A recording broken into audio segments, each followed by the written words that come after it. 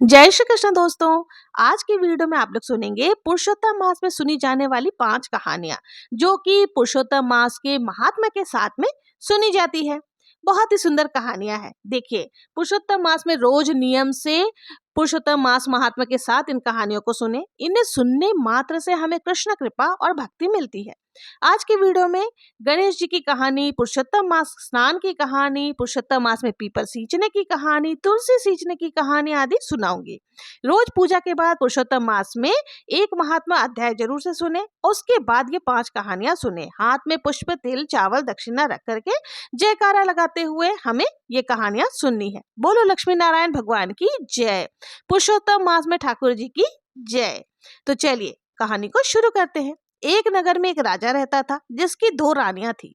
बड़ी रानी बहुत ही घमंडी और कुटिल स्वभाव की थी और उसके 2 पुत्र थे।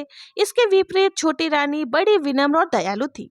वो गणेश जी महाराज की परम भक्त थी और हर दिन गणेश जी महाराज की पूजा आराधना किया करती थी और बहुत ही प्रेम भाव से आरती वगैरह करती थी।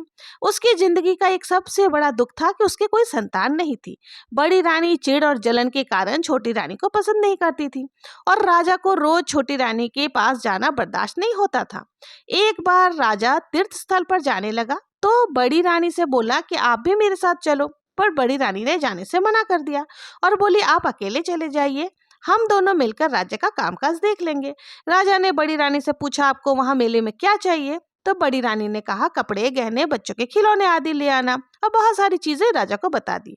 फिर यही बात राजा ने जाकर छोटी रानी से पूछा कि तुम्हें मेले से क्या चाहिए? तब उसने कहा मुझे तो कुछ भी नहीं चाहिए।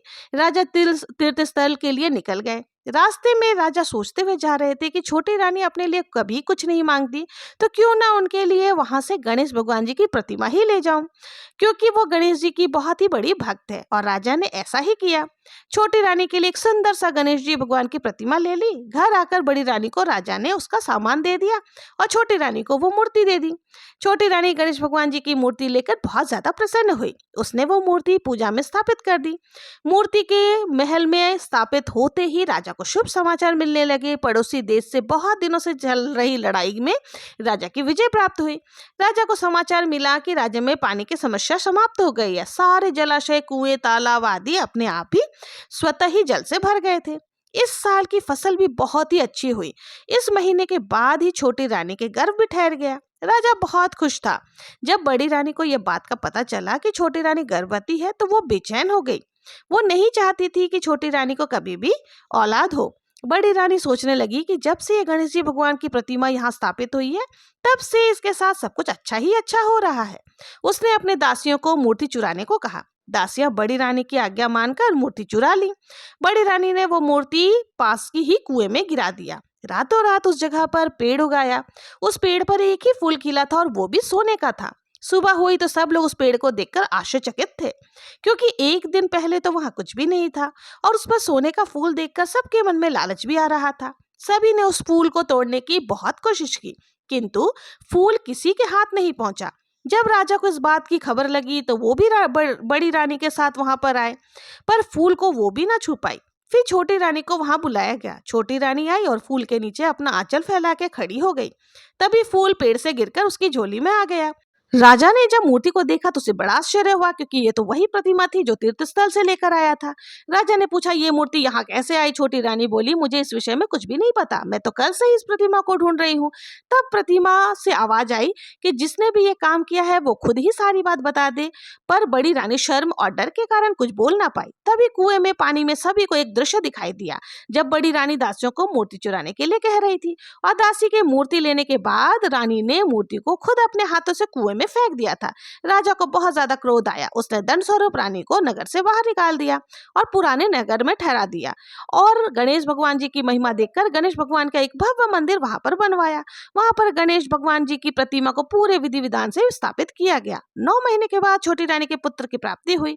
राजा ने घर में गणेश भगवान जी की पूजा का आदेश दिया। समस्त नगरवासी भगवान गणेश जी की पूजा आराधना करने लगे। गणेश भगवान जी के नित्य नियम निभाने लगे और इस तरह करने से नगर में सुख समृद्धि का वास हो गया। गणेश जी महाराज, जैसे आपने छोटी रानी की कृपा करी वैसे सब पर करना और सभी भक्तों पर अपनी कृपा दृष्टि बनाए रखना। कहानी अधूरी हो तो पूरी करना, पूरी हो तो मान रखना और जैसे बड़ी रानी की कुबुद्धि थी ऐसी कुबुद्धि किसी के साथ मत करना। इस कहानी को कहते सुनते हुकारा भरने वाले की भी दरिद्रता को दूर करना। बोलो गणेश जी महाराज की जय। पुरुषोत्तम मास के ठाकुर की जय। अब आइए सुनते हैं पुरुषोत्तम मास में सुनी जाने वाली दूसरी कहानी।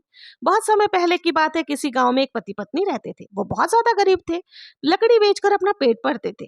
पति का नाम राजू, पत्नी का नाम कमला था। परिवार में सिर्फ वो दोनों ही थे, ना कोई बुजुर्ग ना कोई बच्चा। दोनों अपना समय काट रहे थे। गरीबी इतनी थी कि एक समय खाना खा लिया तो पता नहीं होता कि शाम को मिलेगा या नहीं, बाकी और किसी चीज की तो क्या ही कहे। राजू रोज जंगल से लकड़ी काट कर लाता, कमला उसे बेच करके आती। दोनों इसी तरह अपनी दिनचर्या कर रहे थे। एक समय की बात है, जब पुरुषोत्तम मास आने वाला था, तब गांव की सब औरतें कुएं के पास पुरुषोत्तम स्नान की चर्चा कर रही थी। कमला उनकी बातें सुन रही थी। उसे पुरुषोत्तम मास स्नान के बारे में कुछ भी नहीं पता था, तो वो सब औरतों के स्नान के नियम पूछने लगी। एक औरत ने कमला को पुरुषोत्तम मास का महत्व बताया, साथ ही कहा कि ये 3 साल के बाद आता है, इसलिए हर किसी को इसका स्नान दान व्रत पूजन करना चाहिए। कमला को पुरुषोत्तम मास का महत्व जानकर बहुत अच्छा लगा। उसने तभी मन में विचार कर लिया कि कुछ हो जाए, वो तो पुरुषोत्तम मास में स्नान जरूर करेगी। पर जब उसने यह सुना कि दान और उद्यापन भी करना होता है, तो थोड़ा सा सोच विचार में पड़ गई। सोचने लगी, घर में हमारे तो खाने के लाले पड़े हैं और मैं दान और उद्यापन कैसे करूंगी। राजू को कहा तो वो बहुत ज्यादा गुस्सा हो जाएगा। इतनी कड़ी मेहनत के बाद भी वो दोनों बड़ी मुश्किल से 2 समय रूखा सूखा खा पाते थे। पर कमला के मन में भगवान के लिए अटूट विश्वास था। सोचा जो भी होगा देखा जाएगा, वो स्नान तो करेगी ही, बाकी सब भगवान की इच्छा। अब पुरुषोत्तम मास का महीना आया तो वो भी गांव की औरतों के साथ पुरुषोत्तम मास का स्नान करने लगी। सब औरतों की देखा देखी पूजा आराधना करती थी। कमला रोज लकड़ी के गट्ठे में से एक लकड़ी निकालकर अलग रख देती। रोज नहा धोकर आती, तुलसी पीपल सींचती। ऐसा करते करते पूरा महीना हो गया। उसने बढ़िया अपना पुरुषोत्तम मास का स्नान पूजा पूर्ण किया। उसने सोचा जो लकड़ी बचा के रखी है उन्हें बेचकर पुरुषोत्तम मास में दान के निमित्त 33 मालपुए बनाऊंगी। धीरे धीरे बढ़िया पुरुषोत्तम मास का महीना निकला। कमला बची हुई लकड़ियों को बांध करके बेचने चली गई बाजार में। जब उसने बाजार में अपनी गठरी खोली तो उसमें से बड़ी ही सुंदर खुशबू आ रही थी। वो लकड़ियां तो चंदन की हो गई थी। तभी वहां से उस नगर का राजा की सवारी जा रही थी। कमला की चंदन की लकड़ियों की खुशबू इतनी तेज थी कि वो सूंघकर राजा उसके पास आ गया।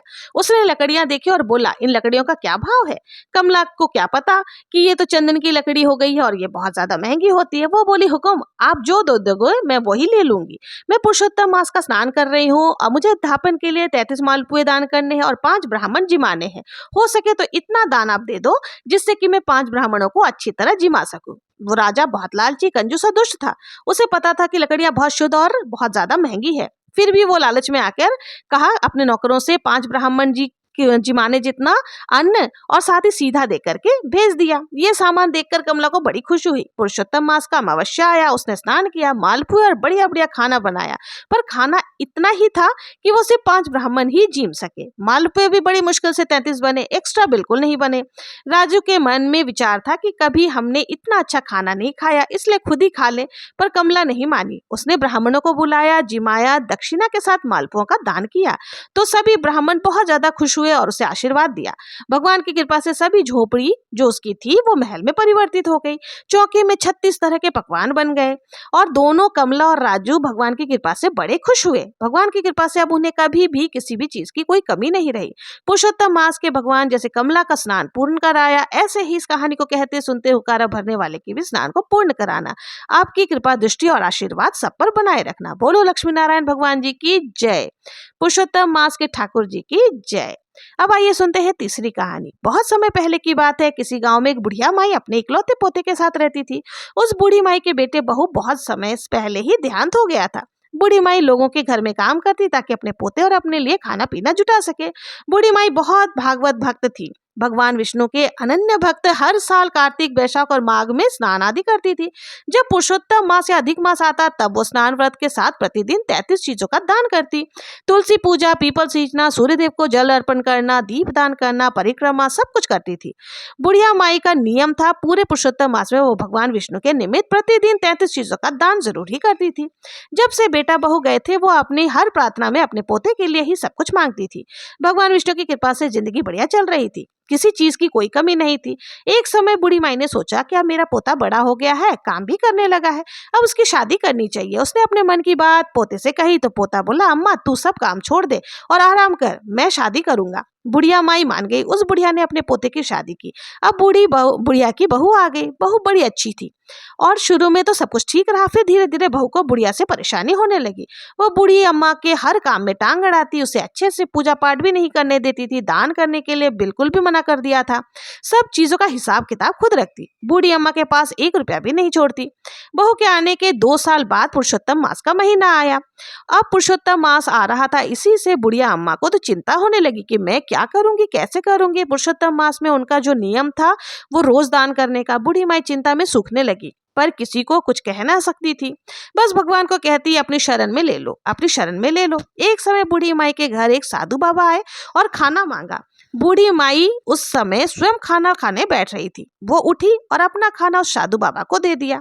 उसकी बहू ने देख लिया और गुस्सा करते हुए बुढ़िया माई को घर से निकाल दिया। अब बेचारी बूढ़ी माई करती क्या ना करती, वो वहां से चली गई। चलते चलते गांव की सीमा में पहुंची। उसने देखा वहां एक पुराना मंदिर है। बूढ़ी माई अंदर गई तो देखा भगवान विष्णु के मंदिर है, बिल्कुल सुनसान, वहां कोई ना था। साफ सफाई के अभाव में मंदिर की हालत बहुत खराब हो रखी थी। बूढ़ी माई ने वहां अच्छे से साफ सफाई की और फिर भोलेनाथ की पूजा की। रात में वहीं सो गई। जंगल से फल ले आई, वही भगवान को भोग लगाया, खुद भी खाया। अब बूढ़ी माई वहीं रहने लगी। भक्ति भाव से भगवान शिव और विष्णु का ध्यान करने लगी। जब पूजा पाठ आदि करने लगी, धीरे धीरे लोग वहां आने लगे। बूढ़ी माई को कुछ ना कुछ दान दक्षिणा दे जाते। बूढ़ी माई खुशी से उन पैसों और चीजों से भगवान की सेवा पूजा करती थी, साधु संतों की सेवा करती। अब तो पुरुषोत्तम मास आया। बुढ़िया माई को अब कोई चिंता ना थी। उन्होंने पुरुषोत्तम मास स्नान किया, व्रत किया, जो भी दान दक्षिणा का पैसा था उससे भूखों को खाना खिलाती, साधु संतों की सेवा करती, रोज 33 मालपुए आदि बनाकर दान करती, साधु संतों को जिमाती। भगवान विष्णु अपने भक्त की सेवा पूजा से बहुत प्रसन्न थे। उन्होंने माई को आशीर्वाद दिया, जिससे उनके हाथ में सताक हो गया। मंदिर में बहुत लोग आते, पर जिसके भी सर पर बुढ़िया माई अपने हाथ रख देती, उसकी मन की कामना पूर्ण हो जाती थी। लोगों ने इस चमत्कार को महसूस किया और ज्यादा भक्तों की भीड़ मंदिर में बढ़ने लगी। अब बूढ़ी माई के पास अच्छी खासी दान दक्षिणा इकट्ठी होती थी, पर माई सब सेवा में ही लगाती थी। इधर बूढ़ी माई के घर से जाते ही पोते के काम चौपट हो गया। घर में खाने के लाले पड़ गए। बहू का गर्भपात हो गया, जिससे वो हमेशा दुखी रहती। लोगों ने बूढ़ी माई के प्रताप से ही घर में बरकत थी ऐसा कहा। उसके घर से चले जाने से ही घर की बरकत चली गई है और माँ लक्ष्मी जी की कृपा सब कुछ चली गई। पोते और बहू ने बूढ़ी माई को ढूंढने का बहुत प्रयास किया, परंतु वो ना मिली। एक दिन बहू की माँ अपनी बेटी के मिलने के लिए आई और मंदिर वाले चमत्कार के बारे में बेटी को बताया और कहा कि दामाद जी को लेकर के वहां चले जाना। इससे तुम्हारा, अगर उस बूढ़ी माता ने तुम्हारे सर पर हाथ रख दिया तो तुम्हारा व्यवसाय चल निकलेगा। अब वो वहां जाकर के देखा तो बूढ़ी माई सामने खड़ी थी। पोता अपनी दादी को देखकर खूब रोया। बहू ने खूब माफी मांगी। बूढ़ी माई ने कहा, मुझे कोई गिला शिकवा नहीं है, जो तू मुझे घर से निकालती तो फिर भी मैं इतनी सेवा पूजा कैसे कर पाती। ये भगवान जी की ही कृपा है कि उन्होंने मुझे अपनी सेवा में दिया। पोते ने वापस घर चलने के लिए कहा, तब बूढ़ी अम्मा ने साफ मना कर दिया। प्यार से अम्मा ने बहू पोते के सिर पर हाथ रखा। अम्मा और वहां से मौजूद लोगों के समझाने पर बहू पोता वापस घर चले गए। बूढ़ी अम्मा भगवान की कृपा को महसूस कर रही थी। भगवान की कृपा से वो हमेशा जो चाहती थी आज खुलकर कर पा रही थी। कुछ समय बाद बहू पोता वापस मंदिर आए और बताया कि बहू गर्भवती है, साथ ही व्यवसाय में उन्नति है। ये भी कहा। बूढ़ी माई अपने ठाकुर जी को लाखों धन्यवाद दे रही थी। अब सब कुछ बढ़िया था। हे भगवान विष्णु, हे पुरुषोत्तम मास के ठाकुर जी, इस कहानी को कहते सुनते हुकारा भरने वाले पर भी अपनी कृपा दृष्टि बनाए रखना। बूढ़ी माई की तरह सबकी मनोकामनाओं को पूर्ण करना। हमें भी भगवान अपनी सेवा भक्ति में रखे। पुरुषोत्तम व्रत ऐसा ही है जिसे इस लोक में सुख और परलोक में मुक्ति मिलती है। पुरुषोत्तम व्रत पुण्य इस जन्म में ही हमें मिल जाता है। बोलो विष्णु भगवान जी की जय। पुरुषोत्तम मास भगवान की जय। अब आइए सुनते हैं चौथी कहानी। एक गांव में एक गरीब किसान था। उनकी पत्नी का देहांत बहुत पहले हो चुका था। घर में सिर्फ वो और उनकी बेटी थी। किसान की बेटी बहुत संस्कारी और भगवान विष्णु की भक्त थी। वो रोज नियम से भगवान विष्णु की पूजा पाठ किया करती थी। एक समय जब पुरुषोत्तम मास का महीना आने वाला था, तब वो गांव के कुएं के पास पानी भरने गई तो वहां की औरतें पुरुषोत्तम मास का स्नान के विषय में बातें कर रही थी। किसान की बेटी ने उनकी बातें सुनी, बोली, मुझे भी पुरुषोत्तम मास के बारे में बताओ। उन औरतों में से एक वृद्धा बोली, बिटिया, पुरुषोत्तम मास भगवान विष्णु को प्रसन्न करने का सबसे आसान तरीका है। ये 3 साल में एक बार आता है। भगवान विष्णु को पुरुषोत्तम मास किसी भी और मास में सबसे अधिक प्रिय है। इस माह में जो भी पुरुषोत्तम स्नान करता है, व्रत करता है, भगवान विष्णु की पूजा अर्चना करता है, तुलसी पीपल सींचता है, उस घर पर भगवान श्री कृष्ण प्रसन्न होते हैं और अपनी कृपा बरसाते हैं। किसान की बेटी बड़ी खुश हुई, बोली अम्मा मुझे तुलसी पूजा का तो पता है, पर पीपल की पूजा क्यों और कैसे करें? तब वो बोली कि बिटिया याद रखना, पीपल पर सभी देवी देवताओं का वास माना जाता है। पीपल सींचने से भगवान विष्णु प्रसन्न होते हैं। जो भी पीपल को सींचता है, उसकी पूजा करता है, दीप प्रज्वलित करता है, उस पर ब्रह्मा विष्णु महेश सभी प्रसन्न होते हैं। पर याद रखना, रविवार को पीपल की पूजा नहीं की जाती, क्योंकि भगवान ने लक्ष्मी की बड़ी बहन अलक्ष्मी को रविवार को पीपल में रहने की स्थान दिया है। उन वृद्ध अम्मा जी की बात सुनकर उस किसान की बेटी ने सोचा कि वो भी पुरुषोत्तम मास स्नान व्रत पूजन करेगी, तुलसी पीपल सींचेगी। जब पुरुषोत्तम मास आया तो वो गांव के कुएं पर ही स्नान करने के लिए जाती और फिर पूरा पुरुषोत्तम मास के सारे नियम धर्म निभाती। वो तुलसी पूजा तो घर पर ही कर लेती थी, पर पीपल वृक्ष का उसके घर से दूर था, तो रोज पीपल पर जल चढ़ाने के लिए जाती, पूजा प्रार्थना करती। लड़की अपने पिता के लिए हमेशा दुखी रहती, क्योंकि उसके पिता दिन रात मेहनत करते थे, फिर भी इतना धन एकत्रित नहीं हो पाता था जिससे कि 2 समय भोजन अच्छे से कर सके। पुरुषोत्तम मास में लड़की रोज नियम से पीपल सींचती, पूजा करती, वहां खड़ी खड़ी भगवान का ध्यान करते हुए उनसे बातें करती, अपनी गरीबी और परेशानियों के बारे में बताती। उसने खूब मेहनत करके पुरुषोत्तम मास का स्नान व्रत पूर्ण किया।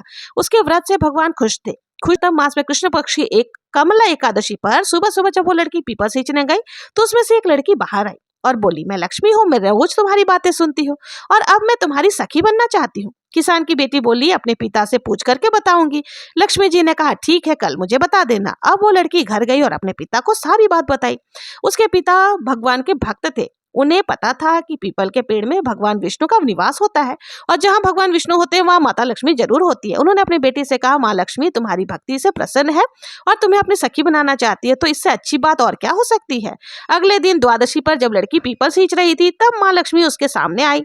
उन्हें देखकर लड़की बड़े प्रेम और आदर से बोली, आज से आप मेरी सहेली हो। दोनों अच्छी सहेलियां बन गई और आपस में बातचीत करने लगी। 2 दिन बाद लक्ष्मी जी किसान की बेटी को अपने घर लेके आई और अपने घर में लक्ष्मी जी ने उसने खूब दिल खोलकर स्वागत किया, उसकी खूब खातिरदारी की, उसे अनेक प्रकार के भोजन परोसे। मेहमान नवाजी के बाद जब किसान की बेटी लौटने लगी तो लक्ष्मी जी ने उन्हें बोला कि सखी, अब तुम कब मुझे अपने घर बुलाओगी? किसान की बेटी को कुछ सूझा नहीं, तो वो बोली कि कल पुरुषोत्तम मास अमावस्या है, मेरे पुरुषोत्तम स्नान व्रत का उद्यापन है, तुम कल ही आ जाओ। लक्ष्मी जी ने बोला, ठीक है। किसान की बेटी घर वापस आ गई, अपने पिता को सारी बात बताई। माँ लक्ष्मी जी के निवास स्थान की खूब तारीफ की और बढ़िया बढ़िया खाना, सुंदर घर, आलीशान चीजें, सब कुछ बहुत बढ़िया था। अब सारी बातें सुनने के बाद किसान की बेटी उदास हो गई। किसान ने पूछा, क्या हुआ? अभी तो इतना चहक रही थी और अब उदास कैसे हो गई? तो किसान की बेटी बोली, बाबा कल पुरुषोत्तम मास का अमावस्या है और मेरे पुरुषोत्तम मास स्नान व्रत का उद्यापन, मैंने कल लक्ष्मी जी को भी बुलाया है और अब डर लग रहा है, उनकी खातिर कैसे करूंगी? किसान बोला, बेटी कोई चिंता की बात नहीं है, माँ लक्ष्मी जी तो प्रेम भाव की भूखी है, सच्ची भक्ति चाहिए तो तुझ में है, इसलिए ही तो उन्होंने तुम्हें अपनी सहेली बनाया है। अब तू ये कर कि घर को अच्छे से साफ सफाई कर, माँ लक्ष्मी जी को गंदगी बिल्कुल नहीं भाती, साथ ही भोग में तू उनके लिए खीर बना। लड़की ने पिता की बात मानते हुए घर में बढ़िया से सफाई की, फिर भोग में खीर बनाई। पीपल के वृक्ष पर जाकर लक्ष्मी माता को बुलाकर ले गई। माँ लक्ष्मी जी साथ साथ भगवान विष्णु जी भी आए। लड़की ने दोनों को बढ़िया से खातिर की। माँ लक्ष्मी जी और भगवान को चिमाया और जिमाने के बाद उन्होंने आशीर्वाद दिया। भगवान विष्णु बोले, तुम्हारी भक्ति से मैं बहुत प्रसन्न हूँ, तू अपने लिए क्या वर मांगना चाहती है वो मुझे बता। लड़की बोली, हे प्रभु, अगर आप मुझ पर प्रसन्न हो तो अपनी भक्ति और सेवा मुझे दो। मैं जब तक जीवित रहूं पुरुषोत्तम मास का स्नान व्रत करती रहूं, गरीब दुखी जरूरतमंदों की सेवा करती रहूं। भगवान ने कहा, ऐसा ही होगा और दोनों अंतर्ध्यान हो गए। जैसे वो गए, घर की जगह महल हो गया, घर में धन के घड़े भर गए, खूब धन दौलत ऐश्वर्य हो गया। हे माँ लक्ष्मी, हे विष्णु भगवान, जैसे आप उस इंसान की बेटी से प्रसन्न हुए, ऐसे ही इस कहानी को कहते सुनते हुकारा भरने वाले पर भी प्रसन्न होना और हमारे परिवार पर भी अपनी कृपा दृष्टि बनाए रखना। हे लक्ष्मी माँ, ऐसा सौभाग्य देना कि हम अपनी सहेली बन सके और अपनी भक्ति सेवा देना। हे लक्ष्मी नारायण भगवान, सबके दुख दूर करना, दरिद्रता को दूर करना, सबकी मनोकामनाओं को पूरी करना। बोलो लक्ष्मी नारायण भगवान जी की जय, पुरुषोत्तम मास के ठाकुर जी की जय। अब आइए सुनते हैं 5वीं कहानी। बहुत समय पहले की बात है, एक गांव में एक परिवार रहता था। उस परिवार में माँ, बेटा और बहू थे। बहू बहुत ही सीधी सादी, भोली भाली और शांत स्वभाव की थी, परंतु उसकी सासू माँ बहुत ही झगड़ालू और घमंडी थी। बहुत सारे अत्याचार वो बहू पर करती थी, उससे सारा काम करवाती और खाने को रूखी सूखी देती थी। उसके पति को इन सब का पता ना था, क्योंकि वो सुबह होते ही खेतों में काम करने चला जाता। बहू सुबह से ही काम में लगी रहती। एक दिन बहू ने देखा कि पड़ोसन नया मटका लेकर के आई है, तो उसने पड़ोसन से पूछा कि वो मटका क्यों लेकर के आई है। बातों ही बातों में पड़ोसन ने बताया कि वो पुरुषोत्तम स्नान करने की तैयारी कर रही है। बहू को पुरुषोत्तम मास के बारे में कुछ भी नहीं पता था, इसलिए वो पड़ोसन से पूछने लगी, तो पड़ोसन ने बताया कि पुरुषोत्तम मास का पवित्र महीना तुरंत फल देने वाला है। ये 3 साल में एक बार आता है, अतः इसका महत्व अन्य किसी महीने की अपेक्षा बहुत ज्यादा यानी 100 गुना अधिक है। साथ ही तुलसी माता की महिमा भी उनको बताई और कहा, अगर कोई पुरुषोत्तम मास में स्नान कर ले, तुलसी माता को सींच दे, तो उसके जीवन की समस्त परेशानियां खत्म हो जाती है, परेशानियों का अंत हो जाता है। अब बहू अपने सास के व्यवहार से बहुत ज्यादा दुखी तो थी। उसने सोचा हो सकता है तुलसी माता की पूजा प्रताप से सब कुछ ठीक हो जाए। यही सोचकर बहू ने अपने मन में तुलसी माता की पूजा और पुरुषोत्तम स्नान करने का निर्णय लिया। शाम को तुलसी और पुरुषोत्तम मास की महिमा अपने सास को जाकर के बताई। बोली कोई उसकी सास ने उसे मना कर दिया, बोली कोई जरूरत नहीं है नियम धर्म लेने का, घर का काम करो, बस यही तुम्हारे लिए पूजा पाठ है। बहुत समय उस थोड़ी देर तो चुप रही, लेकिन वो मन ही मन पुरुषोत्तम मास में स्नान करने का प्रतिज्ञा कर चुकी थी। पुरुषोत्तम मास शुरू हुआ। अब बहू बहुत जल्दी उठकर नदी पर स्नान करने गई। वहां एक घड़े में पानी भरा और तुलसी माता को सींच दिया। फिर वहीं बैठकर पुरुषोत्तम मास का महत्व और कहानी सुनी। बहू ने यही नियम ले लिया। सास के जगने से पहले बहू घर आ जाती। अब यही सिलसिला रोज का था। किसी तरह 15 दिन तो बीत गए। एक दिन अचानक सास की नींद जल्दी खुल गई और उसने देखा घर पर तो बहू है ही नहीं। उसे कुछ गड़बड़ी लगी। अगले दिन वो जल्दी उठी तो उसने फिर से बहू को देखा कि घर पर नहीं है। तो सास समझ गई कि जरूर ये पुरुषोत्तम मास का स्नान कर रही होगी।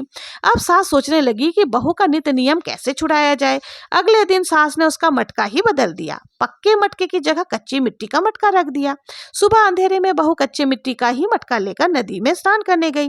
बहू ने स्नान किया और फिर मटके में और जैसे ही मिट्टी का घड़ा पानी में डुबोया, मटका गल गया और सारी मिट्टी बह गई। बहू ये देखकर रोने लगी। वो तुलसी माता के पास आकर रोने लगी और रोते रोते बोली, हे तुलसी माता, आज मेरा नियम टूट गया, मुझे क्षमा कर दीजिए। जब तुलसी माता उसके सामने साक्षात प्रकट हुई और बोली, तुमने आज जल के स्थान पर अपने आंसुओं से मुझे सींचा है, तुम्हारा नियम पूरा हुआ। बहू ने कहा, माता मैं कल कैसे जल लेकर आऊंगी? यदि मेरी सास को पता चला मैंने मटका नदी में बहा दिया है तो वो बहुत गुस्सा होगी। तुलसी माता ने उसे एक नया मटका दिया, जिसे लेकर वो खुशी खुशी घर आ गई। सास ने देखा वो मटका तो सोने का है। अब सास के पूछने पर बहू ने सारी बात सच सच बता दी। सास अंदर से बहुत खुश थी, पर बाहर से नाटक करते हुए बोली, अगर सोने के मटके में जल लेकर जाओगी तो गांव वाले से छीन लेंगे। तुम कल फिर जाकर अपनी तुलसी माता को रो रो कर दूसरा मटका मांग लेना। बहू बहुत सीधी सीधी थी। वो अगले दिन फिर से तुलसी माता के पास जाकर रोने लगी। तुलसी माता के पूछने पर उसने सारी बात बता दी। अब तुलसी माता ने उसे चांदी का मटका दिया। बहू चांदी का मटका लेकर घर आ गई, लेकिन उसकी सास ने उसे भी रख लिया। अब बहू अगले दिन रोने को कहा। बहू डर के मारे फिर तुलसी माता के पास जाकर बैठ गई और रोने लगी। तुलसी माता फिर प्रकट हुई और पूछा, अब क्या हुआ, क्यों रो रही है? बहू ने सारी बात बताई। तुलसी माता ने कहा, तेरी सास का लालच कभी खत्म नहीं होगा, तू आज मिट्टी का मटका ही ले जा। यह कहकर तुलसी माता ने उसे मिट्टी का मटका दे दिया। बहू जब घर आई, उसकी सास बहुत गुस्सा हुई। उसने कहा, तेरी तुलसी माता के पास बस इतना ही धन है, जिसके पास कुछ नहीं है उसे सींचने से क्या ही लाभ। लेकिन बहू ने सास की बात नहीं मानी और पूरे महीने सास से छुपकर नदी पर स्नान किया और तुलसी माता को सींचा। महीना समाप्त होने पर एक दिन सास चुपके से दोनों मटकों को देखने के लिए लगी। उसने देखा वो सोने और चांदी का मटका भी कच्ची मिट्टी का बन गया। यह देखकर सासू माँ बहुत ज्यादा भला बुरा कहने लगी। तब तुलसी माता वहां प्रकट हुई और उन्होंने सास से कहा, तुम लालच और घमंड से बहुत पाप किए हैं। ठीक है, ये सोने और चांदी के मटके मिट्टी बन गए, जैसा भोगोगी वैसा ही काटोगी। तुलसी माता की कृपा से सास की आंखें खुल गई। वो बहुत रोई और तुलसी माता से क्षमा याचना करने लगी। तुलसी माता ने क्षमा कर दिया और खुश रहने का आशीर्वाद दिया। तुलसी माता की कृपा से तीनों घड़े खुद ब खुद सोने चांदी के बन गए। अब सास बहू मिलकर हर रोज तुलसी माता को नित्य नियम से सींचने लगी। तुलसी माता की कृपा से उसके घर में धन धान्य से भर गया। हे तुलसी माता, आपने सभी भक्तों पर अपनी कृपा दृष्टि बनाए रखना। कहानी अधूरी हो तो पूरी करना, पूरी हो तो मान रखना। प्रेम से बोलो तुलसी माता की जय। उम्मीद करती हूँ पुरुषोत्तम मास की ये 5 कहानियां आपको पसंद आई होगी। इससे रिलेटेड अगर आपके पास कोई भी कमेंट्स या सजेशन हो तो प्लीज मुझे कमेंट में जरूर से बताना।